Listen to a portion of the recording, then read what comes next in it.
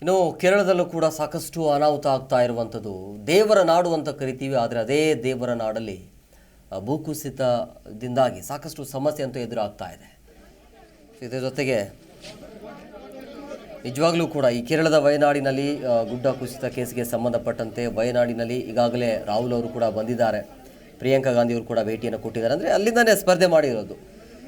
July 30ರಂದು ಭೂಕುಸಿತ ಆಗತ್ತೆ, ಅಂದರೆ 2 ದಿನ ಹಿಂದೆ 167ಕ್ಕೆ ಮೃತರ ಸಂಖ್ಯೆ ಏರಿರುವಂಥದ್ದು. ಕ್ಷಣ ಕ್ಷಣಕ್ಕೆ ಸಾವಿನ ಸಂಖ್ಯೆ ಹೆಚ್ಚಳವಾಗ್ತಾ ಇದೆ.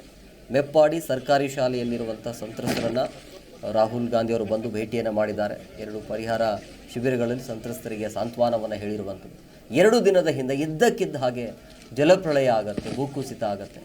ಈ ಭೂಕುಸಿತ ಆಗ್ತಾ ಇದ್ದಂಗೆ ಟ್ವಿಟರ್ ಮುಖಾಂತರ, ಎಕ್ಸ್ ಖಾತೆ ಮುಖಾಂತರ ರಾಹುಲ್ ಗಾಂಧಿ ಅವರು ಕೂಡ ಸಂತಾಪವನ್ನು ಸೂಚಿಸಿದರು. ಈಗ ಜಾಗಕ್ಕೆ, ಆ ಸ್ಥಳಕ್ಕೆ ಬಂದಿದ್ದಾರೆ. ಸೊ ಕೇರಳದಲ್ಲಿ ಆಗಿರುವಂಥ ಘಟನೆ ಇದು. ವಯನಾಡಿಗೆ ಈಗ ರಾಹುಲ್ ಮತ್ತು ಪ್ರಿಯಾಂಕಾ ಇಬ್ಬರು ಕೂಡ ಬಂದಿದ್ದಾರೆ.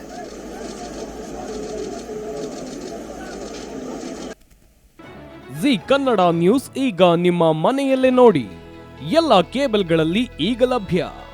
ಸನ್ direct 292, Jio TV 1334, U digital 162, city cable 51, GTPL 17, Abhishek cables 821, rock line telecommunication 51, Shri Basaveshwara number 60, Vinayaka digital number 53, in digital number 896ರಲ್ಲಿ. ನಿಮ್ಮಿಸ್ತದ ಜಿ ಕನ್ನಡ ನ್ಯೂಸ್ ನೋಡಿ ಆನಂದಿಸಿ.